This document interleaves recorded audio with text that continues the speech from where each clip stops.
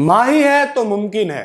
तो जैसा कि आपने देखा 206 रन सीएसके ने बनाया 4 विकेट के नुकसान पे, और मुंबई सिर्फ 186 रन बना पाई 6 विकेट के नुकसान पे, और ये मैच 20 रनों से हार गई। और ये वही 20 रन है जो हार्दिक पांड्या ने लास्ट के 4 बॉलों पे एमएस धोनी से खाए हैं। सिर्फ यही एक डिफरेंस रह गया जिसकी वजह से मुंबई इंडियंस इस मैच को हार गई, वो भी अपने ही होम ग्राउंड पे। तो जैसे कि मैच स्टार्ट हुआ, सीएसके ने बहुत ही बढ़िया एक चाल चली कि जैसे नारायण खेलते हैं केकेआर की तरफ से ओपनिंग, सीएसके ने कहा कि चलो ठीक है, रहाणे बीच में कुछ नहीं कर पा रहे तो इन्हें ओपनिंग भेज दिया जाए। और रहाणे ने कुछ हद तक स्टार्ट ऐसा करा, मोहम्मद नबी के बॉल पे उन्होंने बल्ला ऐसे चलाना स्टार्ट किया कि लग रहा था कि आज नारायण की तरह ही रहाणे भी तोड़ फोड़ देंगे, लेकिन कॉटजे के दूसरे ही ओवर में रहाणे आउट हुए। अबे साले। और उसके बाद आए गायकवाड़, और गायकवाड़ और सचिन रविंद्रा ने उस मैच को वैसे ही चलाया जैसे वो हमेशा चलाते हैं। बहुत ही अच्छे से दोनों ने साझेदारी की और उस मैच पे आगे बढ़ते रहे, रन बनाते रहे मुंबई के खिलाफ। और मुंबई के खिलाफ इतनी अच्छी शुरुआत चेन्नई की हो गई थी एक तरीके से,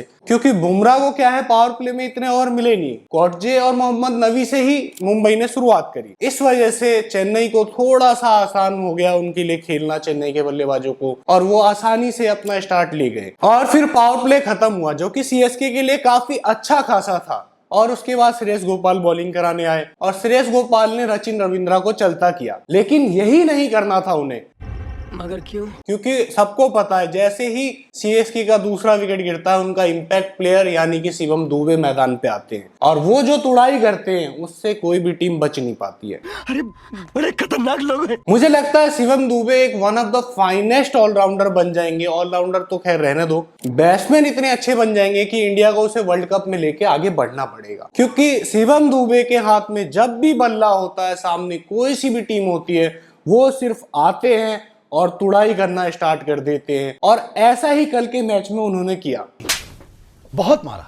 शिवम दुबे और ऋतुराज गायकवाड़ ने मिलके पारी को संभाला, और मुंबई के जितने भी बॉलर थे सबके धागे खोल दिए। इतना मारा कि हार्दिक के समझ में नहीं आया कि भैया करे तो करे क्या। ये भगवान क्या जुल्म है। इतने अच्छे खासे बॉलिंग लाइनअप को लेके भी स्कोर को बहुत ही अच्छा कर दिया सीएसके ने। और दोनों की बैटिंग देख के सीएसके के फैन बहुत ही ज्यादा खुश हो गए, क्योंकि होम ग्राउंड था मुंबई का, और ये सीएसके के फैंस के लिए गिफ्ट से कम नहीं था कि मुंबई के होम ग्राउंड पे कोई टीम मुंबई के टीम के धागे खोल दे।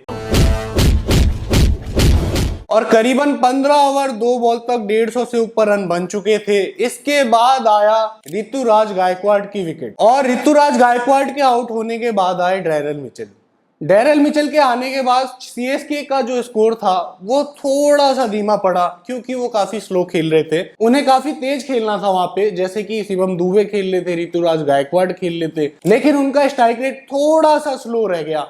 इस वजह से क्या होता है कि सीएसके की टीम थोड़ी सी फंसती हुई नजर आई, और काफी कम रन ही बना पाए। उसके बाद 19 ओवर 2 बॉल पे जब डैरेल मिचेल का विकेट गिरा, तब सीएसके का स्कोर 186 था। और फिर वहीं से मैच में असली तूफान आया, यानी कि एमएस धोनी की एंट्री हुई। लास्ट के 4 बॉल बचे थे, और 4 बॉल खेलने के लिए एमएस धोनी भाई साहब जब मैदान पे आते हैं तो दर्शकों का शोर ऐसा था मानो वर्ल्ड कप का वही दृश्य बना दिया हो 2011 का। क्या बात है सर, क्या बात है सर। और लोगों ने तालियों और शोर के साथ एमएस धोनी का स्वागत करा, और एमएस धोनी ने भाई कुछ खेला भी वैसा। आते ही एमएस धोनी ने पहले ही बॉल पे छक्का मारा, और साथ ही साथ लगातार 3 छक्के मार दिए हार्दिक पांड्या को। और हार्दिक पांड्या को भाई सब समझ में ही नहीं आया।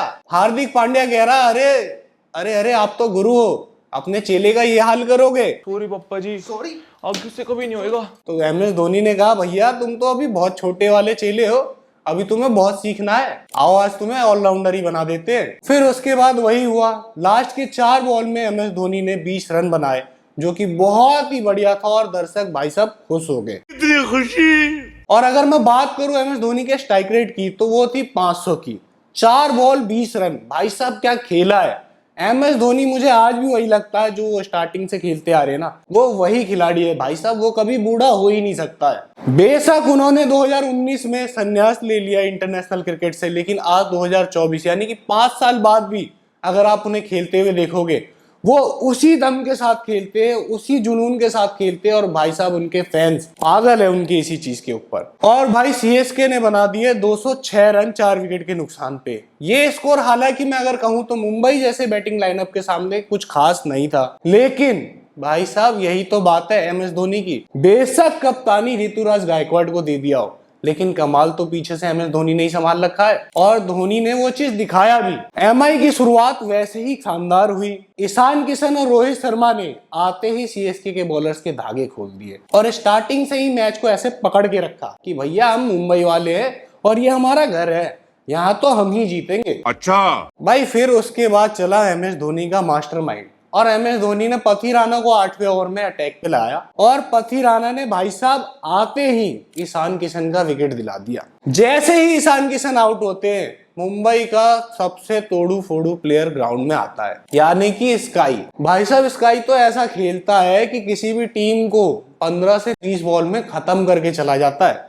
उसका यही कहना है या तो आप हमें आउट कर लो भैया, नहीं तो आप हार मान के चले जाओ। लेकिन भाई साहब एमएस धोनी कम थोड़ी है। एमएस धोनी ने ऐसा जाल बिछाया कि स्काई भैया वहां खाता तक नहीं खोल पाए, बस हवा निकल गई और 0 के स्कोर पे चलते बने। मुंबई वहीं घुटने टेक गई। हालांकि मुंबई के पास बहुत सारे खिलाड़ी थे, टिम डेविड, हार्दिक पांड्या, रोहित शर्मा मैदान पे थे, लेकिन भाई जैसे ही स्काई आउट होता है मुंबई के हाथ पांव फूल गए। पर फिर वही आए तिलक वर्मा और तिलक वर्मा और रोहित शर्मा में अच्छी खासी साझेदारी हुई। उन्होंने भी तेजी से रन बनाए और लगा कि भैया मुंबई दोबारा से मैच में आ गई है और कहीं ना कहीं मैच निकाल लेगी।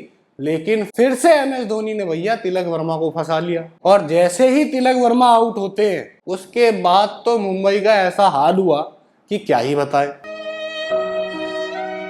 फिर आए मुंबई के कप्तान हार्दिक पांड्या क्रीज पे और हार्दिक पांड्या जैसे खत्म करके गए थे मैच आधी इनिंग में, यानी कि हक के वापसी आके भी उन्होंने वही करा। सिर्फ उन्होंने पिच पे हगाए, 6 बॉलों पे सिर्फ 2 रन बनाए उन्होंने।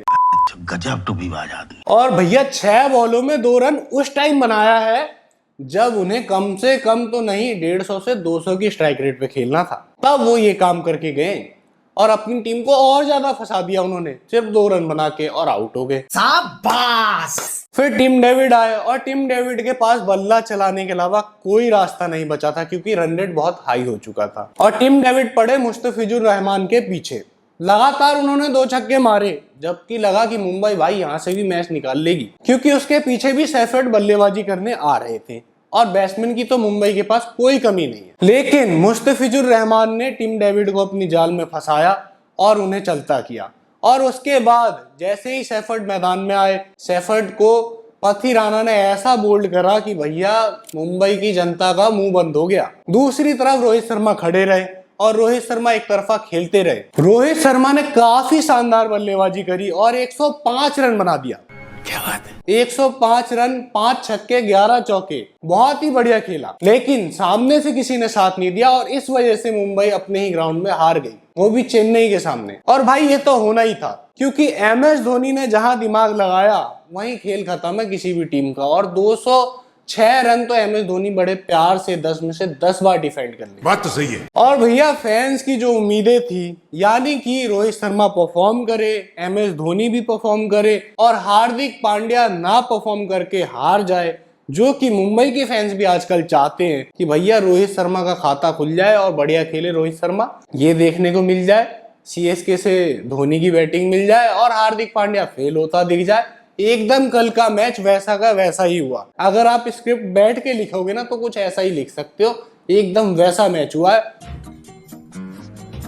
और मुंबई अपने ही होम ग्राउंड में हार गई है सीएसके से। और मैन ऑफ द मैच जो रहे वो है पथी राणा, जिन्होंने 4 विकेट लिया। अगर आप देखोगे सीएसके से पथी राणा जो खेलते हैं तो एकदम आग उगलते हैं और यही बॉलर अगर श्रीलंका से खेलते हुए दिखेंगे तो इन्हें बांग्लादेश वाले कुत्ता बना देते हैं, इन्हें नेपाल वाले कुत्ता बना देते हैं, इन्हें अफगानिस्तान वाले कुत्ता बना देते हैं। मतलब इनकी वहां कोई औकात नहीं है, गजब बेइज्जती है। लेकिन यही जब एमएस धोनी के अंदर खेलते हैं तो भैया इन बॉलर के सामने कोई बल्लेबाज टिक नहीं पाता है। तो ये है अपने एमएस धोनी। ये बड़ी अच्छी बात कही आप।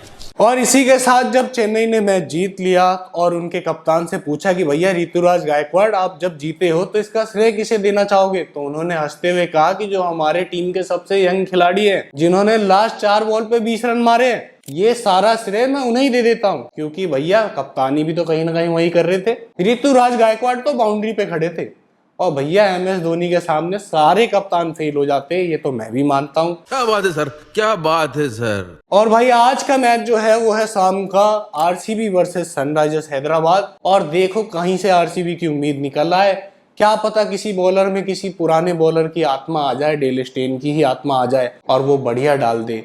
भाई साहब कुछ ज्यादा नहीं हो गया ये? मतलब ऐसा हो तो नहीं सकता है, लेकिन ठीक है, सपने में ये पॉसिबल है। क्या पता आज RCB जीत जाए, हो सकता है RCB को चेस करने को मिल जाए और RCB के बल्लेबाज चल जाए, या मैक्सवेल के अंदर ही वही आत्मा आ जाए जो अफगानिस्तान के सामने आया था।